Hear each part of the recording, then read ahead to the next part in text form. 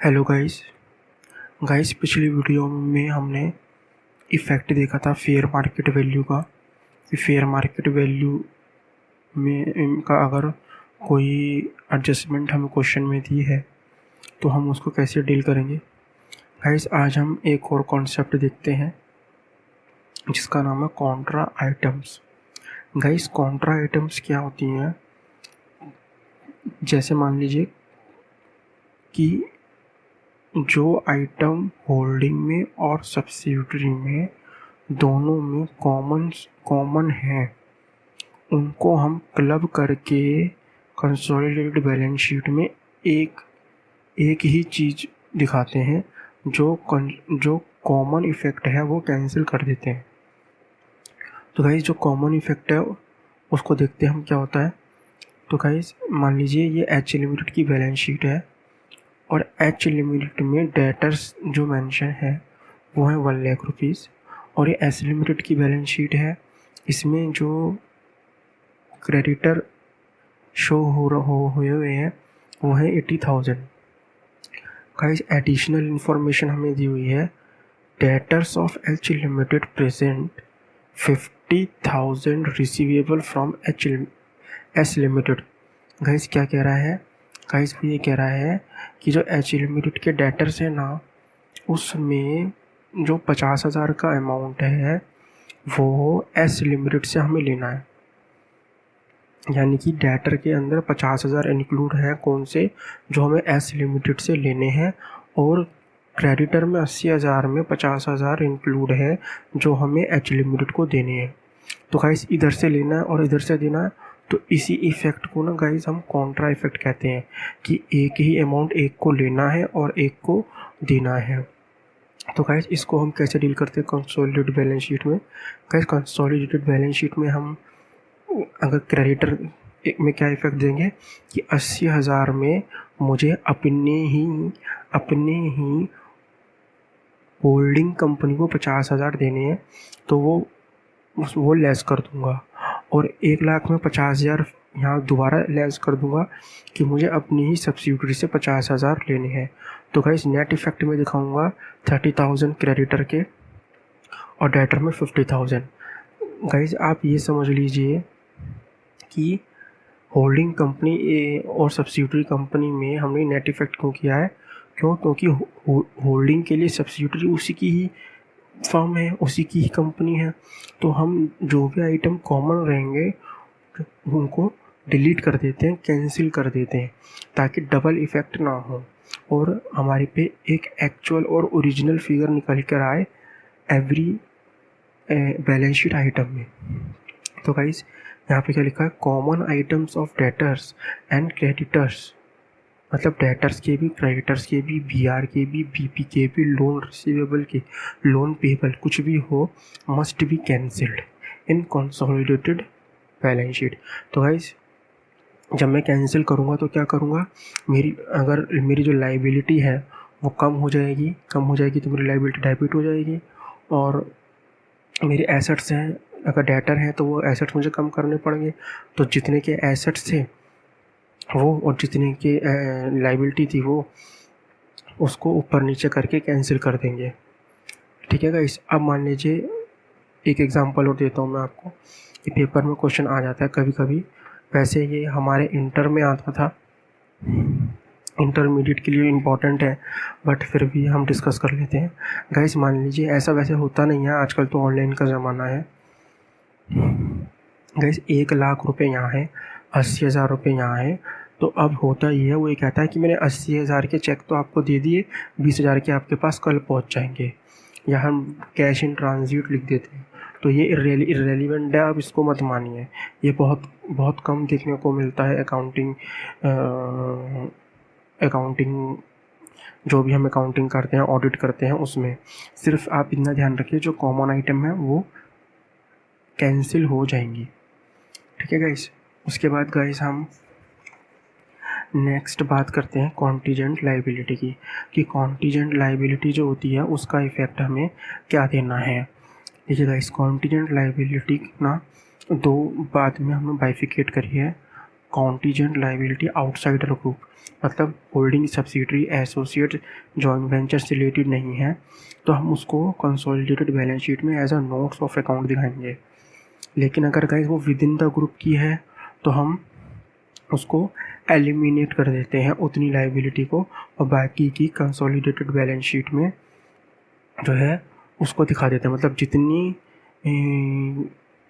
Contingent liability holding और subsidiary से related है उसको तो कर देंगे कैंसिल। मतलब आप मेरी बात समझिए, होल्डिंग ये है और सब्सिडियरी ये है, होल्डिंग की सब्सिडियरी पर कंटीजेंट लाइबिलिटी है या सब्सिडियरी की होल्डिंग पर कंटीजेंट लाइबिलिटी है, तो हम उसको कैंसिल कर देंगे जैसे हमने कॉन्ट्रा आइटम में किया था पीछे। और बाकी जो कंटीजेंट लाइबिलिटी दूसरों की है वो हम दिखा देंगे consolidated as a notes of account में। ठीक है गाइस, तो हम इसको एक क्वेश्चन के अकॉर्डिंग समझ लेते हैं। Guys, H limited draw a bill of exchange to S limited for 1 lakh. Out of this bill, 60,000 discount from bank required, journal entry, separation account extract, consolidated balance sheet, assume rupees 50 is discounted. Guys, इस case में क्या हो रहा है कि holding और subsidiary दोनों ने एक दूसरे को बिल लिए दिए हैं, और जब बिल लिए दिए हैं तो बीपी और बीआर बीपी बीआर होंगे। तो वैसे तो कॉन्ट्रा आइटम को देखते हुए ये दोनों कैंसिल हो जाते, बट एक ने क्या किया गाइस, उस बिल को 1 लाख वाले बिल को उसमें से 60,000 ना डिस्काउंट करा लिया बैंक से।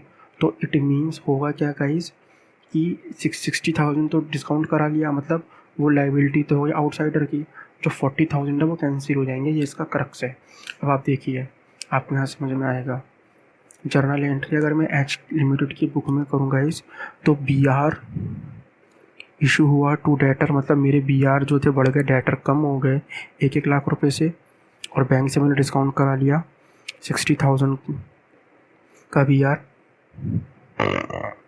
सॉरी गाइस, तो ये 60,000 बी आर 59,500 मेरे बैंक में आ गए, और 50 रुपीज़ बैंक चार्जेस हो गए। तो इट मीन्स गाइज ये क्या रहा कि मेरे को अब बैंक को क्या करना है, 60,000 रुपीज़ देने हैं। ये मेरी कंटीजेंट लाइबिलिटी बन गई कि अगर कल को एस लिमिटेड ने नहीं दिए बैंक को तो मुझे देने पड़ेंगे। ठीक है, इसको कि मैंने जो है इसको क्या किया है, मैंने इसको बैंक से डिस्काउंट कराया है। ठीक है ना गाइस, उसके बाद हम आते हैं बैलेंस शीट पर कि बैलेंस शीट में क्या इफेक्ट पड़ेगा। गाइस कुछ नहीं, 1 लाख का बियर था। अगर हम होल्डिंग और सब्सिडियरी अपनी सेपरेट बैलेंस शीट बनाएंगे तो होल्डिंग क्या दिखाएगा कि भैया 1 लाख का बियर था, 60,000 मैंने डिस्काउंट करा लिया, 40 बचा, तो कंटीजेंट लाइबिलिटी में मैं दिखाऊंगा 60,000। क्यों, कल को एस लिमिटेड ने नहीं दिए तो मुझे देने पड़ेंगे, और एस लिमिटेड तो कुछ फ़र्क ही नहीं पड़ेगा, उसको तो जब ड्यू डेट आएगी तब वो पैसा देना है, तो 1 लाख रुपये उसके बीपी में ही दिखाएंगे। लेकिन कंसोलिडेटेड बैलेंस शीट में गाइस क्या फ़र्क पड़ेगा, कंसोलिडेटेड बैलेंस शीट में क्या होगा, मैं बीपी दिखाऊंगा 1 लाख, और उसमें से इस बीपी में से 60 तो डिस्काउंट हो गए, बचे कितने 40 जो कि इंटर यूनिट के थे, तो वो उसमें से मैं लेस करके दिखाऊंगा 60 कि मुझे 60 की लाइबिलिटी अभी भी है जो पे करनी है। ठीक है गाइस, जो 60 की लाइबिलिटी है वो मुझे अभी भी पे करनी है, किसको, एस लिमिटेड को करनी पड़ेगी 40,000 रुपीज़। तो एच लिमिटेड को वो तो कैंसिल हो गई, लेकिन किसको, बैंक को, तो बैंक के बिहाफ पर वो हमारी लाइबिलिटी अभी भी बनी रहेगी। लेकिन गाइस जो कंटीजेंट लाइबिलिटी है ये 60 वाली कंटीजेंट लाइबिलिटी है ना, ये 60 वाली हमने यहाँ दिखा दी, और 40 हो गई कैंसिल।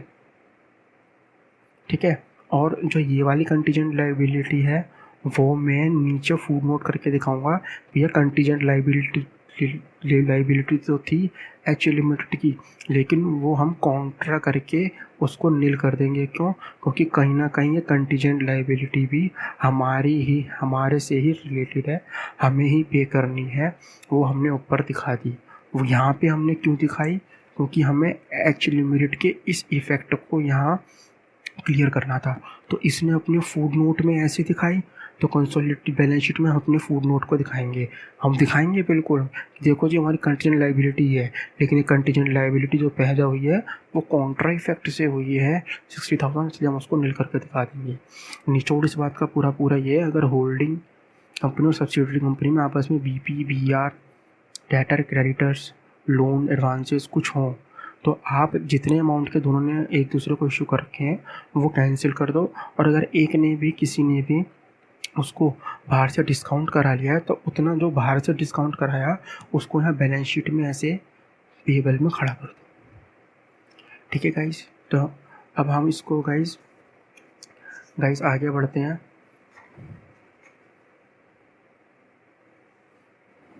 गाइस ये कॉन्सेप्ट प्रैक्टिकल लाइफ में, ऑडिट में गाइस बहुत यूज़ होता है, और इवन आप मानेंगे नहीं, इसके लिए बिल्कुल अलग से एक सेपरेट एक्सेल तैयार करनी पड़ती है प्रैक्टिकल लाइफ में।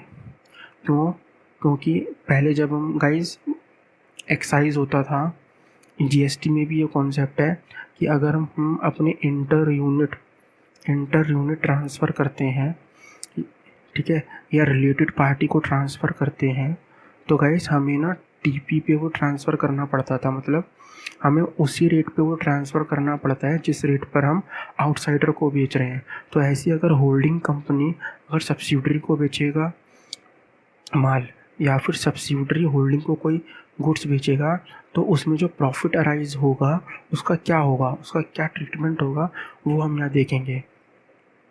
गाइस मान लीजिए होल्डिंग कंपनी और सब्सिडरी कंपनी है।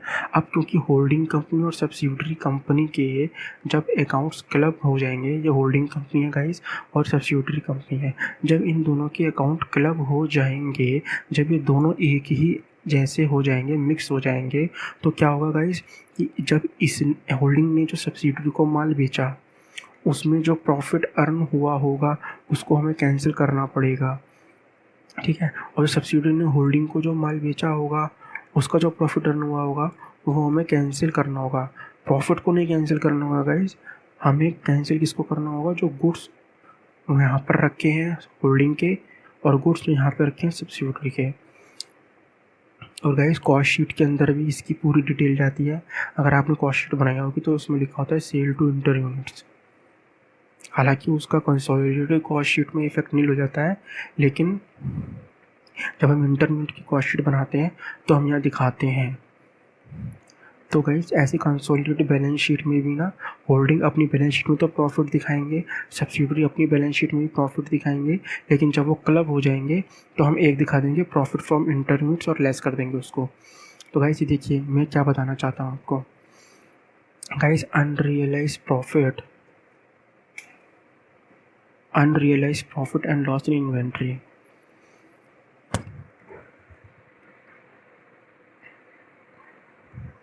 गाइस होल्डिंग अगर सब्सिडरी को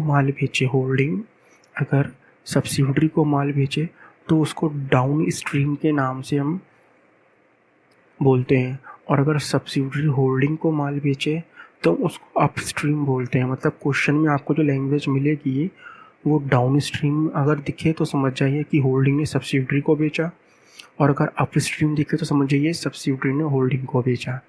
और इवन हम बैलेंस शीट में और प्रॉफिट एंड लॉस अकाउंट में जो वर्ड यूज़ करेंगे फॉर द अनरियलाइज प्रॉफिट, वो भी अपवर्ड स्ट्रीम और डाउनवर्ड स्ट्रीम यूज़ करेंगे। अब गाइस देखते हैं कि ये डाउनवर्ड स्ट्रीम और अपवर्ड स्ट्रीम का क्या है। Guys holding company sold goods to subsidiary either at profit और लॉस। गाइस प्रॉफिट ही मान के चलिए आप, लॉस का तो सवाल ही नहीं पैदा होता, क्योंकि एक्साइज ये कहता है कि, और सर जीएसटी ये कहता है, मतलब एक्साइज जब था वो ये कहता था, और जीएसटी जो है वो ये कहता है कि आप अगर अपने रिलेटेड पार्टी को अगर कोई भी गुड्स बेचेंगे तो वो आर्म लेंथ प्राइस पे बेचेंगे, ठीक है गाइस। तो प्रॉफिट ही मानिए 99% केस में नहीं बल्कि 100% केस में प्रॉफिट ही होता है अगर होल्डिंग सब्सिडियरी को बेचे या सब्सिडियरी होल्डिंग को बेचे, ठीक है। तो treatment in consolidated balance sheet guys, holding sold goods to subsidy and subsidiary sold to third party, तो नो ट्रीटमेंट। मतलब होल्डिंग ने सब्सिडियरी को 100 यूनिट्स बेची, होल्डिंग ने सब्सिडियरी को 100 यूनिट बेची और वो 100 यूनिट सब्सिडियरी ने आगे किसी और को बेच दी, मतलब उसके क्लोजिंग स्टॉक में नहीं पड़ी। तो गाइस कोई ट्रीटमेंट नहीं करना। ट्रीटमेंट कब करना है? मैंने होल्डिंग ने 100 यूनिट इसको बेची और ये सिर्फ आगे 80 ही बेच पाया, 20 यूनिट इसके स्टॉक में पड़ी रही एट ईयर एंड। तो इस 20 यूनिट पर जो भी जीपी इंक्लूड रहेगा होल्डिंग का, जितना भी होल्डिंग ने प्रॉफिट कमाया होगा, तो होल्डिंग को उस 20 यूनिट का जीपी अपने में लेस करना पड़ेगा। क्यों? क्योंकि ये और ये कंसोलिडेटेड में एक ही हो जाएंगे। तो आप देखें, एक स्टॉक इधर पड़ा है जो मैंने इसको बेचा था और वो मैं अपने ही आपको प्रॉफिट में कैसे बेच सकता हूँ? मतलब एक जेब से मैंने 100 रुपया निकाला और दूसरे जेब में मैंने 120 डाल दिया। गाइस इसी इफेक्ट को ख़त्म करने के लिए मैं 20 रुपया ये लेस कर रहा हूँ। ठीक है गाइस, ट्रीटमेंट कब रिक्वायर्ड होता है? Sorry guys, holding sold goods to subsidiary but subsidiary does not sold to third party। Subsidiary उसको आगे नहीं बेच पाई जो उसने होल्डिंग से माल परचेज किया था। होल्डिंग कंपनी क्या करेगी गाइस? होल्डिंग कंपनी सेपरेटली क्या करा होगा, उसने तो जितना भी माल बेचा होगा प्रॉफिट बढ़ा दिया होगा, प्रॉफिट इंक्रीज कर दिया होगा। और सब्सिडियरी के पास क्या होगा, वो 20 यूनिट एज ए इन्वेंट्री में पड़ा रहेगा with include such profit which is transfer by holding company. तो मान लीजिए होल्डिंग ने 100 यूनिट 100 रुपये की बेची 2% का जीपी लगा करके, तो 2% यहाँ पड़ा रहेगा। लेकिन सेपरेट तो ठीक है, ये इसका अपना प्रॉफिट निकालने के लिए ठीक है, ये इसका अपना प्रॉफिट निकालने, लेकिन जब ये क्लब होकर आएंगी तो ये जो है ये हमें कॉस्ट पे लाना पड़ेगा। किस कॉस्ट पे? मतलब इसमें से जीपी लेस हो जाएगा होल्डिंग कंपनी का। ठीक है गाइस, तो अब देखते हैं गाइस इसका इफ़ेक्ट जो है, हमें इसका जेवी में इसका क्या इफ़ेक्ट देना है guys. Calculate unrealise profit and loss. Guys 99% में प्रॉफिट यदि गिवन होगा आपको क्वेश्चन में, लॉस के चांसेस बहुत कम है। तो गाइस मैं क्या करूँगा, कंसोलिडेटेड बैलेंस शीट में उतने अमाउंट का प्रॉफिट लेस कर दूंगा जितने अमाउंट का जीपी का स्टॉक जो है होल्डिंग ने सब्सिडियरी को बेचा था और सब्सिडियरी के बुक्स ऑफ अकाउंट में एज पड़ा है। तो जो 20 यूनिट है, उस 20 यूनिट पर जो होल्डिंग ने कमाया होगा 2%, वो जीपी में लेस करूँगा कंसोलिडेटेड बैलेंस शीट में। तो मैं अपना रिजर्व भी कम कर दूंगा और इन्वेंट्री भी कम कर दूंगा इन कंसोलिडेटेड बैलेंस शीट में। इन्वेंट्री कम कर दूंगा मतलब इन्वेंट्री मतलब उतने ही अमाउंट से कम होंगी जितने अमाउंट का जीपी था। अगर लॉस है तो मैं अपनी लॉस को वही एंट्री उल्टी करके सेट ऑफ कर दूंगा। प्रॉफिट है तो प्रॉफिट को सेट ऑफ किया मैंने ऊपर, प्रॉफिट है तो प्रॉफिट को सेट ऑफ करूँगा, लॉस है तो लॉस को सेट ऑफ करूँगा। मतलब उसको उस पोजीशन पे ले आऊँगा कि मैंने होल्डिंग ने सब्सिडियरी को माल बेचा ही नहीं। ठीक है, उस पोजीशन पे ले आऊँगा कि मतलब क्लोजिंग स्टॉक में ना तो होल्डिंग के इन्वेंट्री में कोई सब्सिडियरी का गुड्स है और ना ही सब्सिडियरी के इन्वेंट्री में होल्डिंग का कोई गुड्स है, और अगर है तो सामने वाले का जीपी देख लो कितना है, उतना लेस कर दो। अब आप गाइस ये सोचेंगे कि सामने वाला अपना जीपी क्यों बताएगा, होल्डिंग कंपनी क्यों बताएगी? नहीं गाइस, वो बताएगी क्योंकि एज़ पर लॉ उसको बताना पड़ेगा, और जो ऑडिटर्स होते हैं इसकी पूरी कैलकुलेशन करके चलते हैं।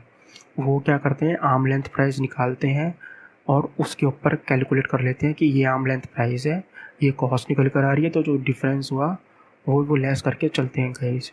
और ज़्यादातर गाइस होल्डिंग और सब्सिडियरी का नेचर पता है क्या होता है? गाइस ज़्यादातर जो मैंने देखा है, होल्डिंग्स कंपनी जो होगी वो कुछ ना कुछ जो है मेन प्रोडक्ट बना रही होगी, और उसकी जो सब्सिडियरी होंगी ना वो उसके बाई प्रोडक्ट बना रही होंगी।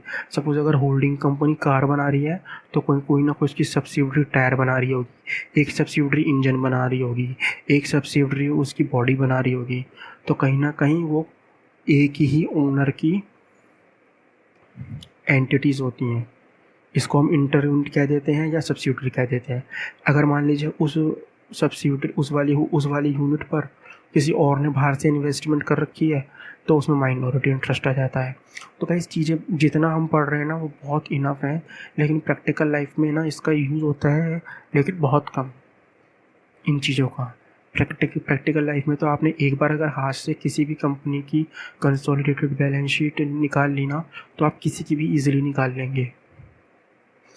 ठीक है गाइस अगर अपवर्ड स्टीम है, अपवर्ड स्टीम मतलब अगर सब्सिडियरी ने होल्डिंग को बेचा, सब्सिडियरी अब ये भी देखिए सब्सिडियरी होल्डिंग को कब बेचेगी। और होल्डिंग मैंने अब आपको जो मोटर वाला एग्जांपल दिया उसका, टाटा मोटर वाला, कि वो कार बनाती है, एक फिर वो टायर, एक इंजन और एक बॉडी।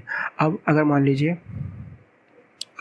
सब्सिडियरी होल्डिंग को माल कैसे बेचेगी, भैया होल्डिंग ने मान लो इसको दे दिया रॉ मटेरियल कि ये ले बना, और इसने फिर उल्टा क्या करा होगा, वापस इसी को बेचा होगा वापस। तो उस केस में सब्सिडियरी होल्डिंग को माल बेचती है।